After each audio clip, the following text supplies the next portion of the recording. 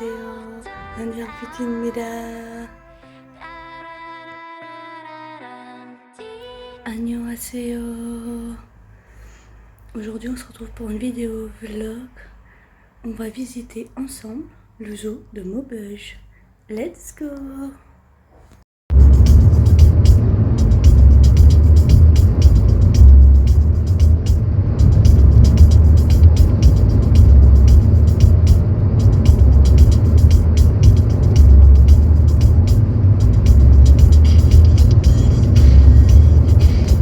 A few moments later.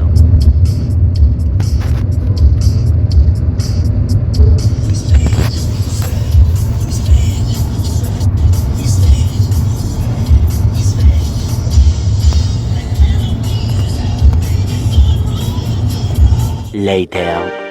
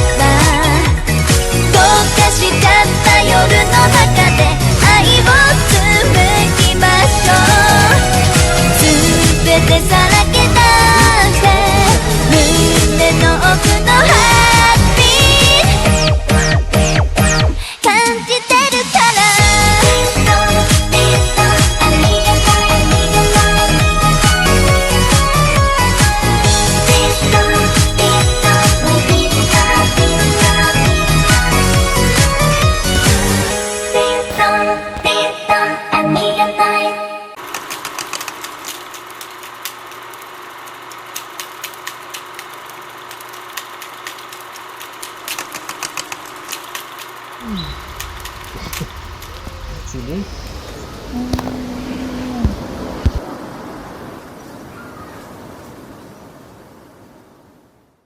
恋愛なんていうのいらないよでも Après, il va tourner partout. Ouais, Ouais, c'est ça. Ouais. Alors, les enfants, les enfants,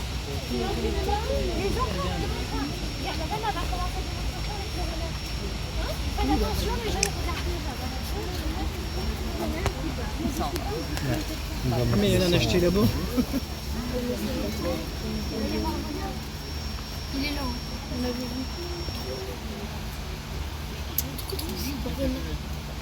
Commenter des loups à crinière. Alors ici, au zoo de Maubeuge, on accueille deux individus. Juste devant moi, vous avez la femelle. Elle s'appelle Naira et elle est âgée de 9 ans. Juste devant Naira, juste ici, vous avez notre mâle Harry qui lui est âgé de 10 ans. Pour aller à la rencontre des loups à crinière, il faudra aller en direction de l'Amérique du Sud, puisque c'est là-bas qu'ils vivent. Surtout dans les forêts de broussailles du Pérou, du Brésil, du Paraguay et de l'Uruguay. En réalité, les loups à crinière ne sont pas des loups.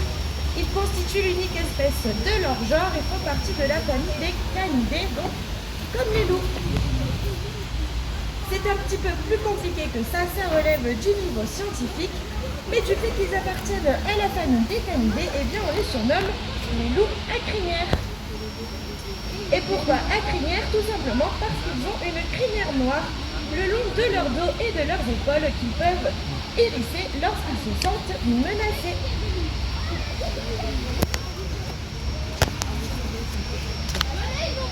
La première chose qui peut étonner chez les loups à crinière, eh bien, c'est leur taille. Ce sont les plus grands canidés sauvages. Ils mesurent environ 80 cm de hauteur au garrot. Et pour les plus grands individus, ils peuvent atteindre les 1 mètre de hauteur. Autre chose qui peut étonner chez les loups à crinière, eh bien, c'est leur démarche. Lorsque les loups vont se déplacer, ils vont avoir une drôle d'allure. On appelle ça la marche à l'amble. Alors, qu'est-ce que la marche à l'amble? Eh bien, tout simplement, chez les quadrupèdes, donc les animaux qui marchent sur 4 pattes, lorsqu'ils vont se déplacer, ils vont toujours se déplacer avec les pattes en diagonale. C'est-à-dire une patte à l'avant et une patte à l'arrière qui vont s'opposer. Tandis que chez les loups à crinière ou les animaux qui marchent à l'amble, eh bien ce sont les deux pattes du même côté qui vont se déplacer en même temps. Et ils vont pas bouffer le renard? Malgré son appartenance à la famille des canidés et aux loups que l'on connaît tous qui sont carnivores, eh bien les loups à crinière, eux, sont omnivores. Dans la nature, leur ration elle est constituée à environ 50% de fruits et de légumes et 50% restant de viande et de poisson.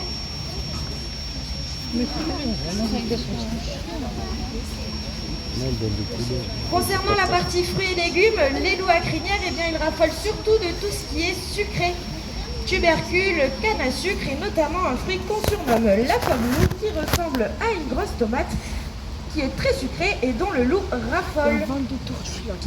Et on surnomme ce fruit la pomme loup tout simplement grâce donc au loup à crinière. Concernant la partie viande et poisson, les loups à crinière sont de bons chasseurs. Oui, il y a aussi des vrais. Surtout grâce à leurs grandes oreilles, ils sont capables d'entendre des proies sur plusieurs kilomètres. Concernant la vue, par contre, eh bien, c'est pas trop ça, hein, finalement, un petit peu comme tous les canidés. Les loups à crinière savent voir que quelques couleurs. Concernant les proies qu'ils vont chasser, ils ne vont jamais chasser une proie plus grosse qu'une poule domestique. Et pour chasser, ils vont utiliser une technique qu'on appelle le mulotage. Ils vont bondir directement les 4 pattes sur leur proie.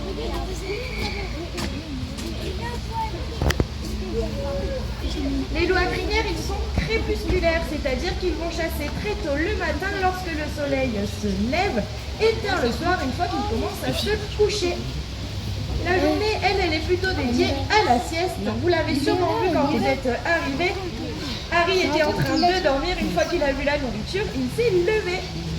Là, je vais leur montrer que mon seau est vide et vous allez voir, ils vont faire un petit tour de l'enclos pour être sûr qu'il ne reste plus rien à manger, mais ils vont vite retourner faire leur sieste.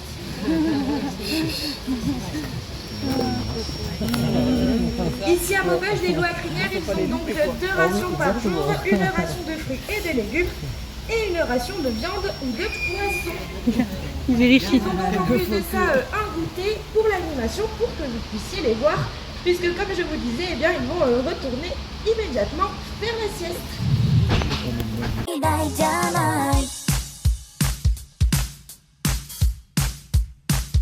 騒ぐ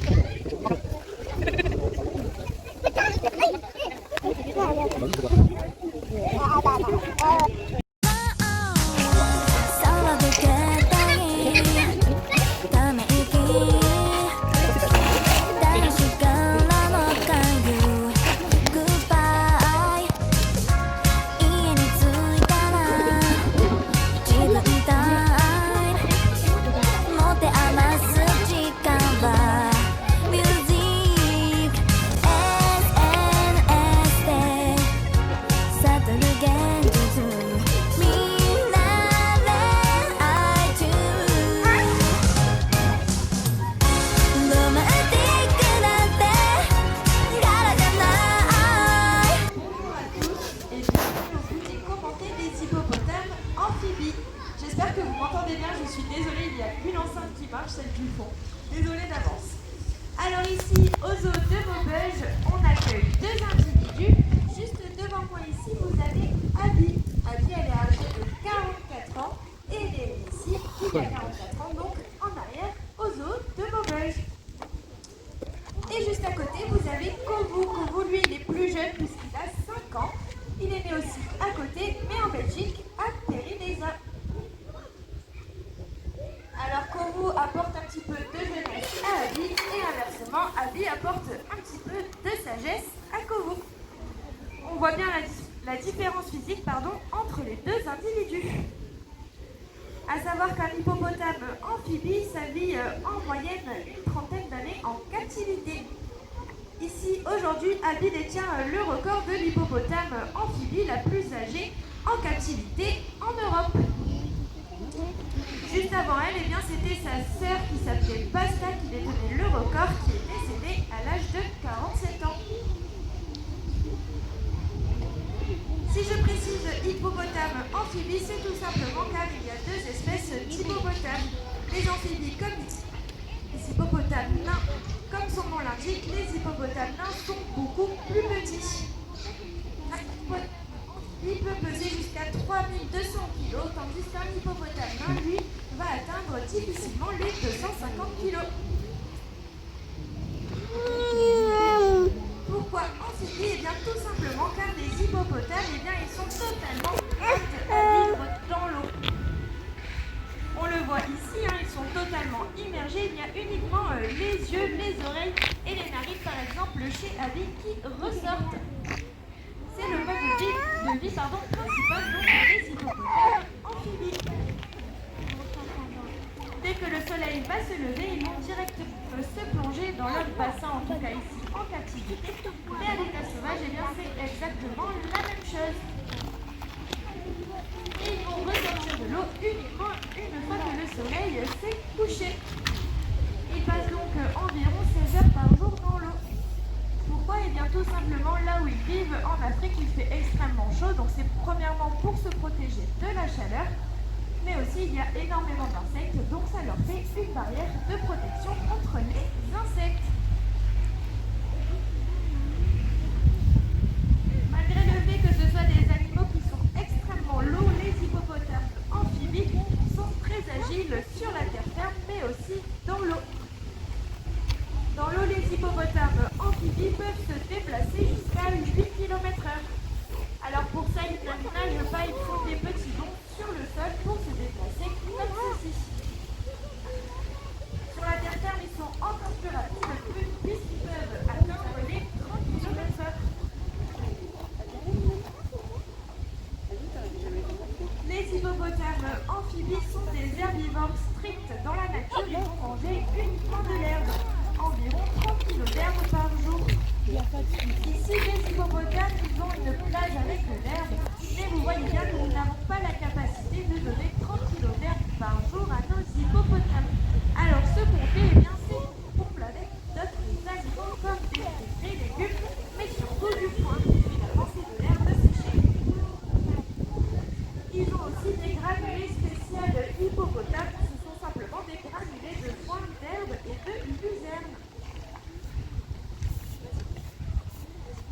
fait que les hippopotames amphibies soient des herbivores. Ils sont extrêmement dangereux. Ce sont des animaux qui sont ultra territoriaux et qui vont donc défendre leur territoire coûte que coûte.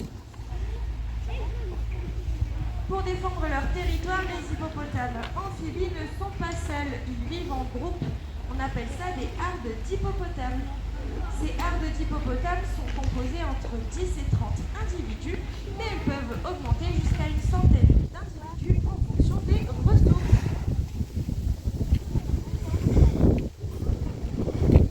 Dans ces herdes d'hippopotames, il y aura un seul mâle dominant qui pourra se reproduire avec les femelles de son groupe. Il y aura d'autres mâles dans le groupe, mais eux doivent plutôt rester en retrait. Pour son territoire, donc comme je vous le disais, que ce soit dans l'eau ou sur la terre ferme, ils sont très agiles et très rapides au vu de leur poids et de leur taille. Pour se défendre, ils vont donc charger soit les animaux, soit les personnes qui veulent attaquer. Et pour ça, ils vont foncer directement la gueule en avant, grande ouverte, puisqu'à l'intérieur de leur gueule, ils ont des canines qui font environ une cinquantaine de centimètres chacune et qui sont en ivoire. C'est donc comme ceci que les hippopotames arrivent à défendre leur territoire.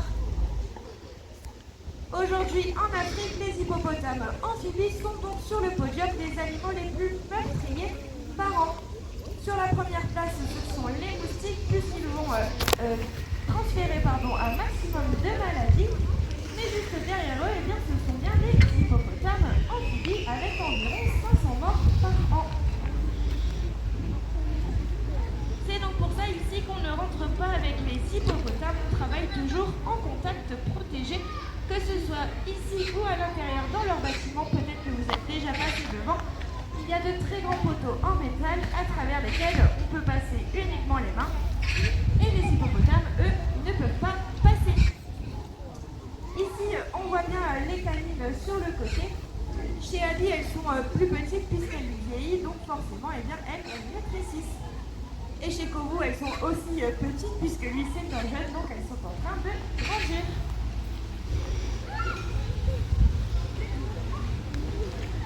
Pour travailler donc en toute sécurité avec nos hippopotames amphibies, on pratique le medical training. Alors qu'est-ce que le medical training? Eh bien c'est de l'entraînement médical tout simplement pour protéger nos animaux.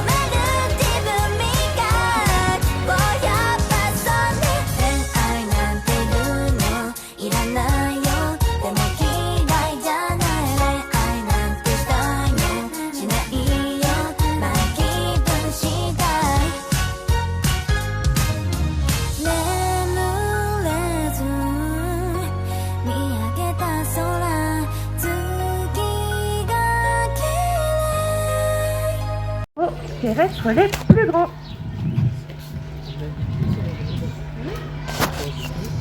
Les girafes n'ont pas de hiérarchie stricte, elles vont aller et venir dans plusieurs groupes au cours d'une même journée.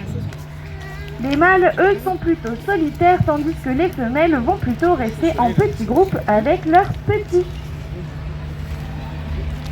Sur la tête de nos girafes, on voit comme deux cornes, on appelle ça des ossicones. C'est le prolongement de l'os de leur crâne. il est souvent dépourvu de poils, comme ici avec Daiki et Kimba. Pourquoi? Eh bien tout simplement, les ossicones chez les girafes, ils servent à se battre. Alors chez Daiki et Kimba, c'est plutôt du jeu, jusqu'à présent ils ne se sont jamais vraiment fait mal. Mais lorsqu'ils vont jouer ensemble, ils vont donc se servir de leur ossicone.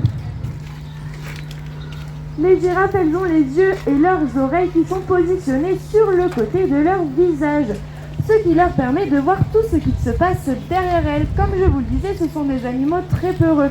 La nature est bien faite, elles peuvent donc voir tout ce qui se passe derrière elles, même quand elles mangent.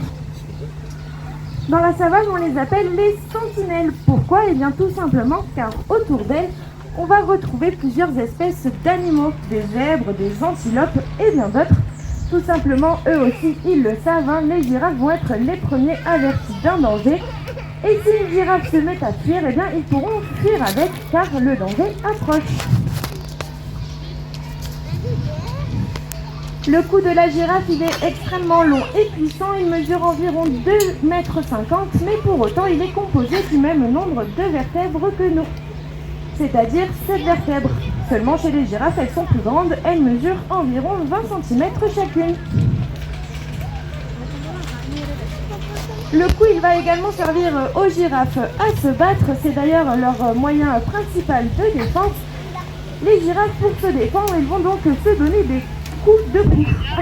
Finalement, ce sont des coups qui sont assez violents, elles peuvent d'ailleurs se briser des vertèbres comme ceci et même se donner la mort. C'est pour cela d'ailleurs que je regarde tout autant les girafes que je vous regarde. Ce n'est pas une question de politesse, c'est tout simplement une question de sécurité. Déjà avec la tête comme je vous disais, mais d'autant plus ici avec le cou. Les pattes des girafes, elles aussi, elles sont extrêmement puissantes. Ces pattes, elles vont servir surtout à se défendre face au lion. Le lion, c'est le principal prédateur des girafes, notamment des girafes adultes. Mais un simple coup de sabot d'une girafe peut également assommer un lion. C'est aussi pour ça qu'on a donc des barrières ici pour se protéger des girafes.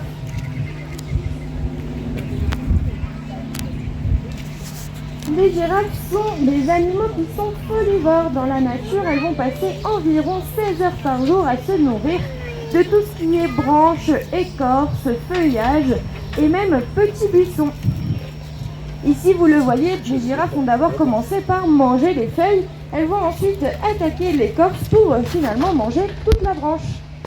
Cette branche-là a été posée il y a à peine 20 minutes et elles ont déjà bien commencé. Si je l'avais laissé une heure de plus, il n'y aurait plus rien sur la branche. Concernant leur hydratation, par contre, les girafes, elles boivent très peu. Elles vont retrouver une grande partie de leur hydratation justement dans tout le feuillage qu'elles vont manger. Pourquoi les girafes, elles boivent très peu? Tout simplement car pour boire, les girafes, eh bien, elles doivent se mettre dans une position dans laquelle eh bien, elles ne sont absolument pas à l'aise. C'est-à-dire qu'elles doivent écarter les pattes à l'avant pour pouvoir se baisser. Et ça, eh bien, les girafes, elles n'aiment pas. Elles ont l'habitude, évidemment, de voir en hauteur et de voir tout ce qui se passe. Lorsqu'elles ont la tête baissée, elles ne voient pas. En plus de ça, dans les lacs et les rivières dans lesquelles les girafes vont s'abreuver, eh bien, il y a des crocodiles. Et les girafes, eh bien, elles le savent. Il y a un risque lorsqu'elles vont donc aller s'abreuver. Les lions et les crocodiles sont les deux principaux prédateurs des girafes, mais sinon le prédateur numéro 1, eh bien ça reste nous, les hommes, malheureusement. Ici au zoo de Maubeuge, les girafes, donc elles ont une ration qui est composée de fruits, de légumes, de branchages aussi, comme vous l'avez vu, mais également de luzerne. La luzerne, c'est ce que vous retrouvez dans les filets en hauteur. C'est comme du foin, mais un petit peu plus riche. On va également donner à nos girafes du grain spécial folivore. C'est un grain qui est adapté à leur alimentation avec de la luzerne, du foin et de l'herbe finalement compressée pour en faire du grain. Comme je vous le disais, les girafes sont plutôt solitaires, mais elles vont aller se rencontrer surtout lors des périodes de reproduction. Et si la reproduction a bien fonctionné entre le mâle et la femelle donnera naissance à un petit qu'on appelle le girafon. Pour mettre bas la femelle, eh bien, elle va rester debout. Dès sa naissance, le girafon va faire une chute d'environ 2 mètres. Chute qui est assez impressionnante, mais qui est très importante pour le développement du girafon. Lorsqu'il va chuter, c'est comme ceci que son cycle respiratoire va se mettre en route puisqu'il va être apeuré. C'est un petit peu comme nous quand on a peur, on prend une grande inspiration et c'est comme ça donc que le girafon va pouvoir respirer.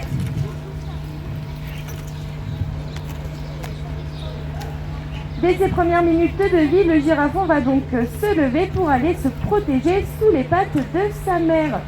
Comme je vous le disais, les crocodiles et les lions sont les principaux prédateurs des girafes, mais malheureusement les girafons, eux, ils ont bien plus de prédateurs que les girafes adultes. On dit qu'en moyenne, un girafon sur 4 arrive à atteindre l'âge adulte.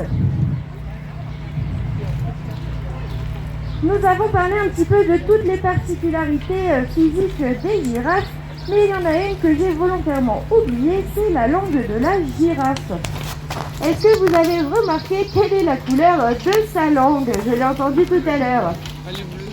Violette, bleu, un peu rose aussi. Alors pour ça, il n'y a pas vraiment d'explication. Les scientifiques se posent encore aujourd'hui la question. Il y a plusieurs années, ils pensaient que cette couleur bleue, eh bien, c'était tout simplement une protection contre le soleil. Puisque les girafes, elles mangent 16 heures par jour, comme je vous le disais, une langue bleue éviterait donc aux girafes d'avoir des coups de soleil sur la langue.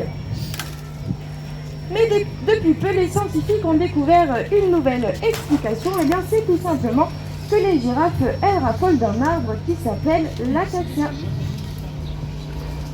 Et sur cet acacia, sur les branches, il y a de très grandes épines qui font à peu près cette taille-là. Ces épines, elles peuvent blesser les girafes, les blesser au niveau de la langue et de la bouche. Et si les girafes sont blessées à ce niveau-là, ça peut s'infecter et elles pourront par la suite ne plus pouvoir se nourrir. Encore une fois, la nature est bien faite et la langue bleue, finalement, elle signifie une langue qui contient moins de sang. Moins de sang signifie donc moins de risque d'infection si les girafes se font piquer et c'est donc pour ça que la langue de la girafe est de couleur bleue. Les scientifiques, comment ils l'ont découvert? Eh bien tout simplement, au début, ils étaient persuadés que cette langue bleue, donc comme je vous le disais, c'était pour le soleil, mais finalement, ils se sont vite rendus compte que même ici, par exemple, en France, nous avons des espèces qui ont la langue bleue, comme certaines espèces de moutons ou même des espèces de chiens. Pour autant, on le sait, les moutons ou les chiens ne passent pas 16 heures par jour à se nourrir, et encore moins à 5 mètres de hauteur.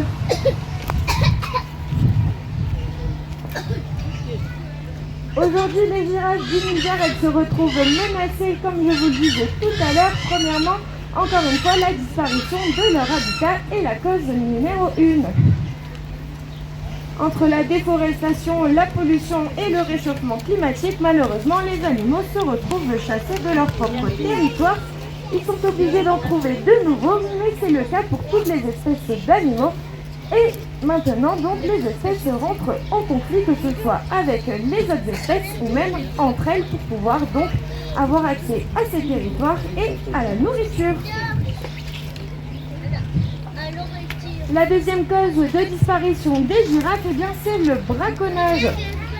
Certaines personnes vont chasser les girafes pour se nourrir, puisque un mâle adulte peut peser jusqu'à 1600 kg.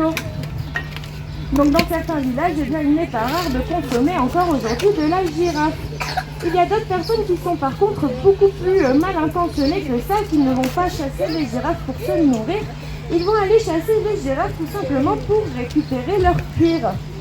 Cuir qui va ensuite être revendu à de très grandes marques de luxe pour ensuite en faire des sacs à main, des mocassins ou même des accessoires de luxe. Là, évidemment, eh bien, c'est extrêmement problématique puisque, comme je vous le disais, elles sont déjà en voie de disparition. Il y a encore quelques années, on en comptait à peine 600, ce qui est très très peu. Il y a donc de nombreuses associations qui sont sur le terrain pour sensibiliser un maximum les locaux à l'importance des girafes. En mangeant en hauteur comme elles le font ici, les girafes, elles font rentrer la lumière dans les forêts et dans les savanes. Il y a donc les autres espèces de plantes qui vont pouvoir pousser Et en plus de ça, grâce aux girafes, eh bien, en faisant ces fameux trous de lumière, s'il y a un feu de forêt, ce feu aura de plus en plus de mal donc à avancer car il y aura moins de masse dans la forêt. Finalement, c'est tout un équilibre qui est chamboulé si les girafes aujourd'hui disparaissent. À savoir que vous aussi vous participez à la conservation des girafes puisqu'une partie de votre billet d'entrée est reversée à l'association ASGN, Association de sauvegarde des girafes du Niger. Association donc qui agit sur le terrain directement donc pour sensibiliser et protéger les girafes. Comme je vous le disais, il y a quelques années, on en comptait environ 600. Aujourd'hui, grâce au travail des associations, on en compte à peu près 3000, ce qui est un très beau travail qu'il faut continuer.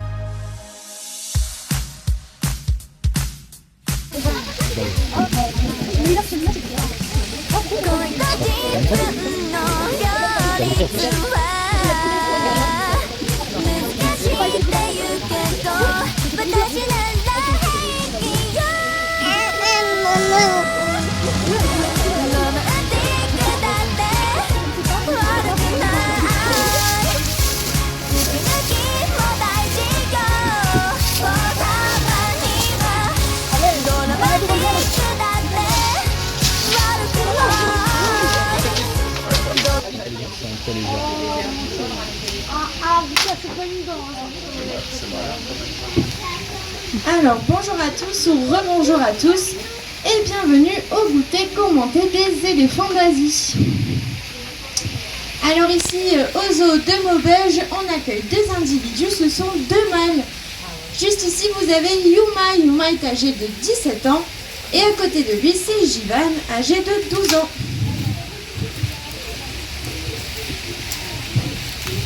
Pour les reconnaître, c'est assez simple. Jivan est beaucoup plus petit du coup que Yuma. Yuma est beaucoup plus grand que Jivan. Et Yuma, au niveau de sa tête, il a comme deux boules que Jivan n'a pas.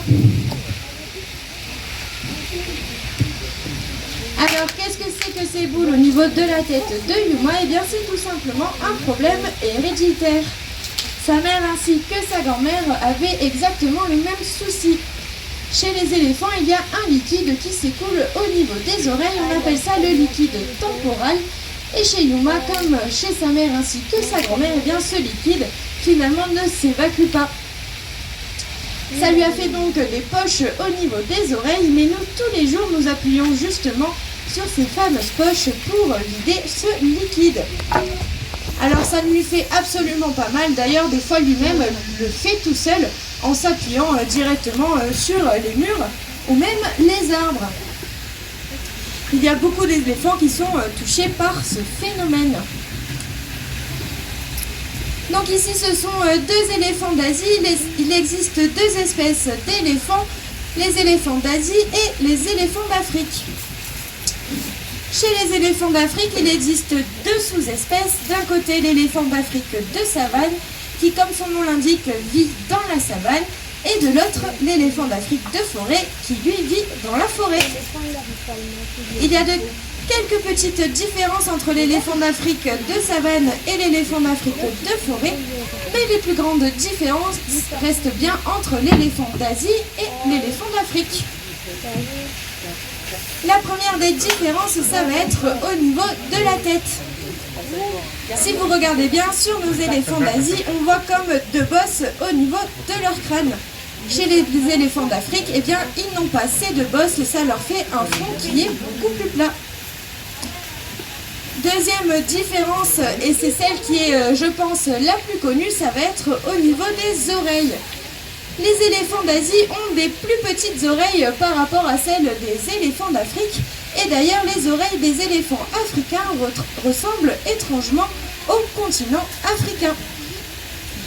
D'un seul coup d'œil au niveau des girafes, normalement, vous pouvez être capable de différencier donc les éléphants d'Afrique des éléphants d'Asie.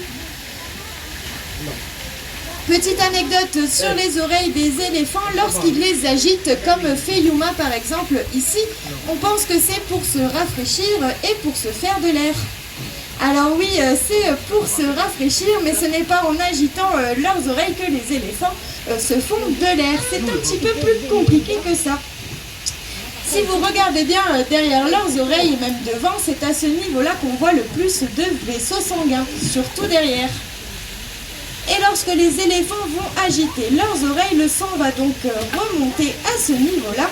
Et comme la peau est plus fine, le sang va se rafraîchir. Et c'est comme ceci que les éléphants arrivent à rafraîchir leur température corporelle. Une autre différence entre les éléphants d'Asie et éléphants d'Afrique, ça va être au niveau de la trompe et des défenses. Déjà, chez les éléphants d'Asie, il faut savoir qu'il n'y a pas tous les éléphants qui ont des défenses. Ça va être principalement les mâles.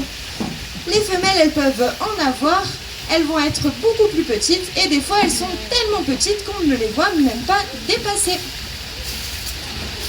Chez les éléphants d'Afrique, eux, mâles et femelles confondus, ont des défenses et elles sont beaucoup plus grandes. Petite anecdote également sur les défenses des éléphants, il y en aura toujours une qui va être plus courte que l'autre, tout simplement car comme nous, les éléphants sont soit droitiers, soit gauchers. Ils vont donc user plus rapidement ou non une défense. Chez Jivan, il a une défense qui est vraiment beaucoup plus courte que l'autre. Alors là, ce n'est pas une question d'usure, c'est tout simplement que Jivan s'est cassé sa défense. Il se l'est cassé en jouant ici dans l'enclos. Mais sa défense était devenue beaucoup trop tranchante. Elle aurait pu être dangereuse pour lui ainsi que pour Yuma. Du coup, nous lui avons limé la défense. C'est pour ça qu'elle est beaucoup plus courte par rapport à l'autre. L'autre différence, comme je vous le disais, ça va être au niveau de la trompe. Si vous regardez bien tout au bout de la trompe, il y a comme un petit doigt. Ce petit doigt, il permet aux éléphants d'être extrêmement agiles. Ils peuvent tout aussi bien ramasser une cacahuète au sol comme déraciner un arbre. Et bien chez les éléphants d'Asie, on n'a qu'un seul doigt au bout de la trompe, tandis que chez les éléphants d'Afrique, on a 2 doigts. Ils sont donc 2 fois plus agiles.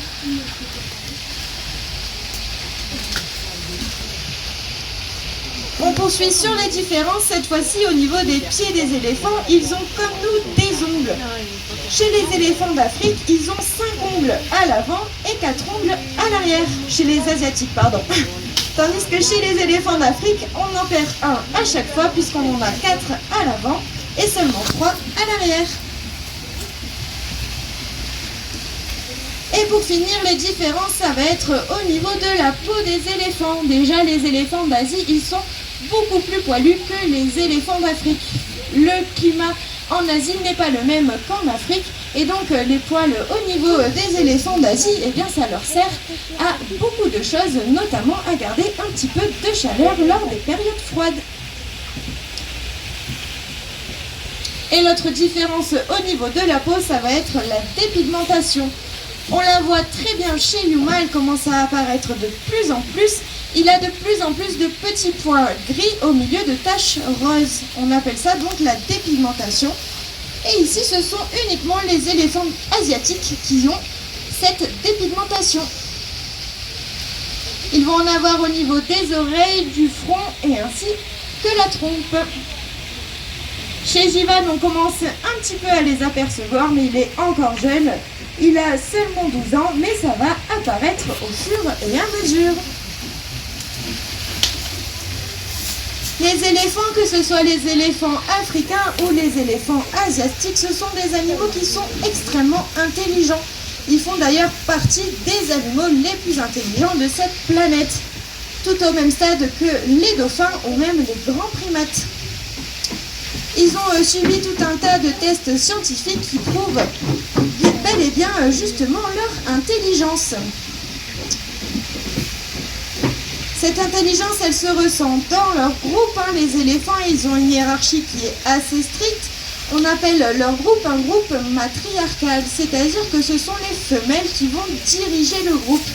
Généralement, ce sont les femelles les plus âgées, puisque elles, dans leur tête, eh bien, elles ont retenu où étaient les points de nourrissage ainsi que les points d'eau dans la nature. Les éléphants sont tellement intelligents qu'ils arrivent à faire des cartes mentales justement pour se rappeler, même 20 ans après, quel chemin il faut prendre pour arriver à un point d'eau. Les éléphants, ils sont aussi extrêmement familiales. Ils vont avoir une attache auprès de tous leurs membres de leur famille, surtout auprès des éléphantaux. Ils vont les surprotéger un maximum pour éviter que les éléphantaux subissent des dommages.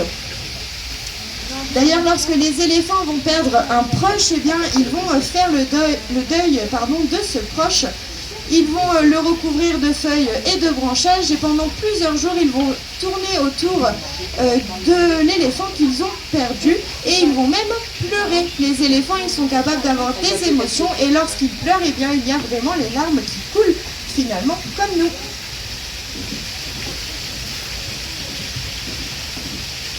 Les éléphants, ce sont des herbivores. Dans la nature, ils vont manger environ 150 kg de nourriture.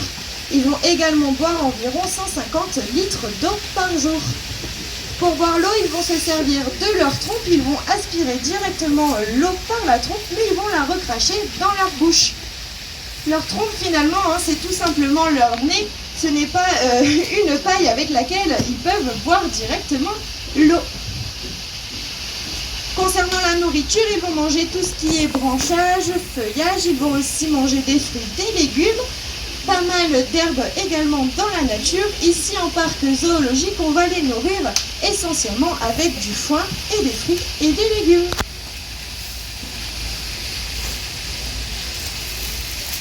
Ce que vous voyez faire depuis tout à l'heure, ce que fait Jivan depuis tout à l'heure, c'est de se jeter du sable. Alors pourquoi les éléphants se jettent du sable ou de la terre sur eux ? Eh bien, c'est tout simplement pour créer une croûte protectrice sur leur dos ainsi que sur leur tête. Alors, pourquoi créer une croûte protectrice ? Eh bien, c'est tout simplement, premièrement, pour se protéger du soleil, mais également pour se protéger des insectes, ainsi que de leurs piqûres. Ils vont s'asperger de terre, ensuite d'eau, ensuite encore de terre, ensuite encore d'eau, tout simplement pour créer cette fameuse croûte. Avec nos éléphants ici au zoo de Maubeuge, on pratique ce qu'on appelle le medical training. Donc c'est un entraînement médical.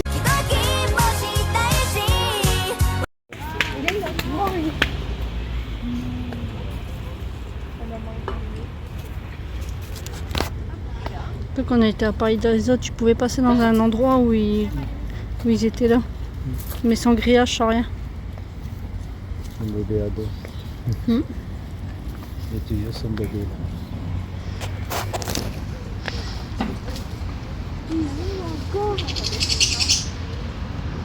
Ça c'est je crois. Bienvenue au goûter commenté des Makikata. Alors ici dans l'enclos nous avons 7 Makikata adultes. Et pourquoi adultes? Parce que nous avons eu des naissances récemment. Si vous regardez bien, vous avez des petits qui sont encore très jeunes et qui sont nés il y a quelques semaines. Juste derrière, vous avez des petits qui sont un peu plus grands. Et dans le groupe aussi, vous en avez qui sont encore un peu plus grands. Donc voilà, ça fait un beau groupe de Makikata. En plus de ça, dans l'enclos, nous avons une varie noire et blanche. Elle se cache là-bas dans le fond. C'est aussi un lémurien comme les Makikata. Et plus bas dans le parc, nous avons des varies roux, eux qui sont pareils que notre varie noire et blanche juste ici, seulement eux ils sont roux. Alors les Makikata et même les lémuriens en général, ce sont des espèces qui sont endémiques de Madagascar, c'est-à-dire qu'on les retrouve uniquement à Madagascar. En captivité, les Makikata sont l'espèce la plus représentée, avec donc les varies noirs et blancs et les varies roux, finalement les 3 espèces qu'on a. Il existe au total 112 voire 113 espèces de lémuriens. Les scientifiques ne sont pas tout à fait d'accord sur les 2 dernières espèces de lémuriens. En tout cas, comme je vous disais, ils sont tous endémiques de Madagascar. Les lémuriens, ils font partie de la famille des primates, tout comme les singes, mais les lémuriens ne sont pas des singes, ce sont des lémuriens. Alors pour les différencier, c'est assez compliqué, je l'avoue, puisque ça se passe surtout du côté scientifique. Physiquement, pour différencier un lémurien d'un singe, ça va se faire au niveau des mains, qui vont avoir les pouces qui sont opposables, je parle des singes, tandis que les lémuriens, eux, ils vont avoir des mains qui sont toutes plates. Les lémuriens, ils ont aussi une truffe qui est allongée et humide au bout, tandis que les singes, pour la plupart, eh bien, c'est un nez qui est plat. Rebonjour, je disais j'ai plus de micro, hein, si jamais. Donc les lémuriens, ils ont plutôt un museau qui est allongé, tandis que les singes, eux, ils ont une tête plutôt plate finalement, comme nous. C'est plutôt nous qui sont comme eux. Et une autre différence entre singes et lémuriens, ça va être au niveau de la reconnaissance. Les singes, eux, ils vont plutôt se reconnaître au visuel. C'est pour ça d'ailleurs qu'on dit souvent qu'il ne faut pas sourire devant un singe, hein, puisqu'il va prendre ça comme un signe d'agression. Tandis que les lémuriens, eux, vous pouvez sourire, faire la grimace, tout ce que vous voulez, il ne se passera rien, puisque les lémuriens, ils se reconnaissent grâce à l'odeur. C'est pour ça qu'il est très important de ne pas caresser les lémuriens. Nous-mêmes soigneurs, on ne le fait pas, même si c'est très tentant, je l'avoue, on a envie de les prendre avec nous et de les caresser. Mais malheureusement, ils se reconnaissent donc à l'odeur. Et si je les caresse, je vais déposer mon odeur d'humain sur eux et eux, ils vont le savoir et automatiquement, ils vont s'arracher les poils. Pourquoi ils vont s'arracher les poils? Eh bien, car s'ils ne se font pas reconnaître dans leur groupe, eh bien, les autres vont le chasser. Donc, pour éviter tout ça, eh bien, on évite de les caresser. À savoir que chez les makikata, la hiérarchie est extrêmement stricte. Ce sont les femelles qui dominent, les mâles qui sont dominés, et les petits, eux, ce sont un petit peu les petits princes finalement.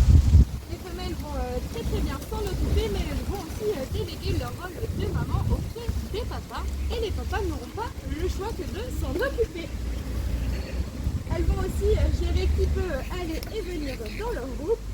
Et lorsque les petits vont grandir, si ce sont des mâles ou femelles qui sont donc de la même famille, pour éviter toute consanguinité, les femelles vont donc chasser les petits dès leur âge de reproduction. Chez les makikata, on voit au niveau de leur queue, ils ont des anneaux blancs et des anneaux noirs. Ces queues sont toujours composées du même nombre d'anneaux, c'est-à-dire 14 anneaux noirs et 13 anneaux blancs. Lorsqu'ils vont se déplacer, ils vont toujours marcher avec la queue en l'air. Et bien c'est tout simplement pour pouvoir se retrouver entre eux. Si un makikata est perdu, en tout cas à l'état sauvage, eh bien il n'aura plus qu'à regarder à l'horizon où est-ce qu'il voit des petits bouts de queue déplacés. Et c'est comme ça qu'il va pouvoir reconnaître son groupe. Comme je vous disais, l'odeur chez les makikata est très importante. Vous le voyez juste ici, il vient déposer ses odeurs, il vient déposer son urine, mais aussi une odeur qu'il a au niveau de ses glandes. Alors les makikata, vous les voyez souvent en position yoga face au soleil. Quand ils sont en position yoga face au soleil, eh bien ils rechargent justement ces fameuses glandes. Ils en ont au niveau des avant-bras, au niveau du ventre et au niveau du popotin. C'est ce que vous avez vu donc à l'instant quand il a frotté son popotin. Il vient déposer cette odeur et tous les autres membres du groupe viennent ensuite sentir et aussi lécher cette odeur. À savoir aussi que chez les makikata, on dit que celui qui va sentir le plus fort va être celui qui va dominer le plus. Donc en quelques mots, celui qui pue le plus, c'est celui qui domine le plus. Revenons sur la queue des makikata, donc comme je vous le disais, ils vont... non, c'est pas grave, ça arrive, il faut les laisser, ils reviennent. On a ça chaque année, ils ne vont jamais bien loin, les mamans sont à côté, vous inquiétez pas, elles ont un œil sur eux. Si jamais ils vous grimpent dessus, Il est passé à travers les barreaux. Ne vous inquiétez pas, ils ne vont pas vous mordre ou autre, il ne faut juste pas les toucher comme je vous expliquais. Et donc cette queue n'est pas préhensile, contrairement à certains singes qui vont pouvoir enrouler leur queue autour des arbres. Eux, les makikata, leur queue elle est fixe. Ils peuvent seulement la monter, la descendre et la faire bouger sur les côtés.